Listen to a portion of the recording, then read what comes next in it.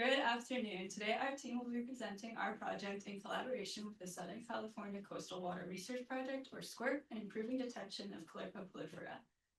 This is our group of lovely seniors. Again, our client was SCWRP, based down in Orange County, and our advisor was Professor Robert Eagle here at UCLA. Caulerpa prolifera is an invasive, non-native algae here in California. It was first introduced in 2000 in Carlsbad. And the most recent outbreaks have occurred in Newport Bay, which threatens one of the largest natural remaining estuaries here in Southern California. Caulerpa is particularly dangerous in that it has very fast propagation and decimates marine ecosystems once it colonizes. Current management relies on physical monitoring via dive teams, which is extremely costly and very ineffective in stopping colonization. So that's where eDNA comes in as a potential solution. eDNA, or environmental DNA, is any genetic material shed from organisms into the water or air. So when water is sampled to detect eDNA, we can determine what species are present in the water without any visual confirmation necessary. In 2023, Tanner Waters, a former PhD student here at UCLA, conducted an investigation into the use of eDNA in detecting Caulerpa, and our project is a continuation of his work. The issue within Tanner's experiment was that the assay he used to detect Caulerpa was largely ineffective, and this was due to a couple of reasons. To begin with, this assay used the ITS sequence found in cell nucleus of Caulerpa, which has very few gene copies. Additionally, Caulerpa is a unicellular organism with very low shedding rates. Here we see a graphical representation of these shedding rates. All around the right, you can see Caulerpa, which has almost 7 orders of magnitude of shedding less compared to sardines all the way on the left. As a potential solution, SCWRP began investigating a new assay targeting the TUF-A sequence found in chloroplast DNA. And chloroplast DNA has far more gene copies compared to nucleic DNA, so that improves the potential for detection.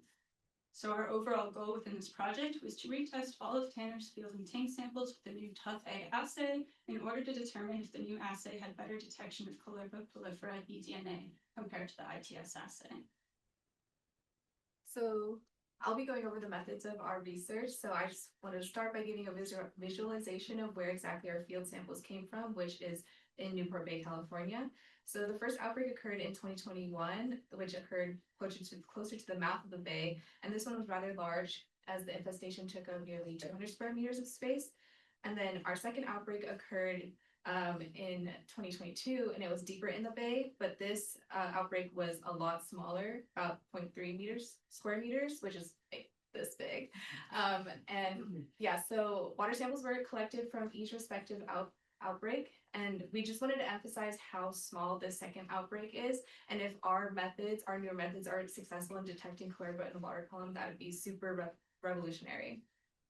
And so with that, we also took samples from Tanner's tank experiments, which is basically just controlled laboratory setting where we placed Caulerpa in water tanks and then also collected those water samples for further testing. And then, so how did we actually test them? So we used digital droplet PCR, which is a process that involves taking our water samples and then breaking them up into thousands of little droplets. And then each droplet is read for a target DNA. In this case, it's the TUF-A chloroplast sequence. And then it tells us how many positive droplets come back with that gene. So we'll be going into our results now. So as for our field samples, I'll just break down like how to read this graph. So the squares represent Tanner's old ITS assay field detection results, and then the triangles represent our TUF-A results and the detection in the field samples. So as you can see, the squares are all at the bottom of the graphs, which indicate that Tanner's samples or Tanner's assay was ineffective in detecting Caulerpa in the field samples. But on the other hand, there are triangles all throughout our graphs, which indicate that our new TUF-A assay was able to detect Caulerpa in these field samples, especially in the 2022 outbreak, which, if you remember, it was the super small one. So it's really great that we were able to get results for those. And then as for the blue and the red, that just indicates the level of quantification. So there's no negative results here. It's just like the level of confidence. So the blue indicates that we have higher confidence results in our hits. So as for our tank experiments, these are our results. So the red indicates, again, Tanner's results using the ITS assay. And then the blue indicates the detection results for our TUF-A assay. And as you can see, the TUFA assay was able to detect chlorpa 1 degree of magnitude greater than the ITS. And since this is on a log scale, this means that our new methods were 10 times more effective in detecting chlorpa in the tank experiments, which is really exciting. And so I wanted to bring it all back to this shedding rate figure, if you remember from before, with all these different marine species, but I did update at the end with chlorpa detection using both the ITS assay and the TUFA assay. And as you can see, chlorpa is still really hard to detect as it's still at the bottom of the graph. But I wanted to point out that chlorpa detection is still 1 degree of magnitude.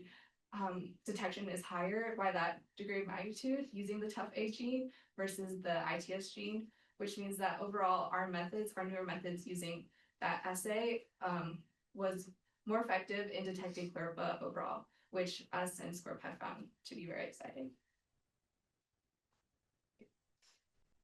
Okay, so just to give an overview, the TUFA chloroplast gene showed greater success of detection, which was expected by our original hypothesis.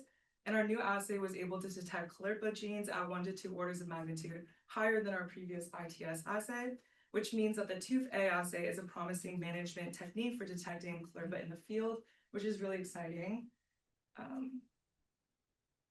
And then I just want to go over some of the outreach that we did throughout our project. So we presented our findings to the Southern California Chlorpa Action Team, which we did to support their efforts in controlling this invasive species. And then we also participated in Newport Bay Conservancy Earth Day event, where we educated the local community members, as well as ran some fun kid-related activities. And then finally, we also created an ArcGIS story map, which gave an overview of the outbreak history in California, and that's available on our website. And then to go over the future direction of our project, moving forward, the new assay can be applied to analysis of new and old outbreaks of chlorpa. However, the limited positive hits of the old field data suggest that there's room for further improvement for eDNA monitoring. But SCCWRP's latest sampling on a new outbreak had some positive hits, which is really promising. But to fine-tune the assay further for eDNA detection, more investigation needs to be made into the influences of other variables, such as oceanographic conditions, in order to normalize the success of eDNA detection methodology. So further exploration into factors like decay rates, biomass outbreak differences, distance, as well as temperature are all necessary in order to continue to fine-tune the assay. So, thank you.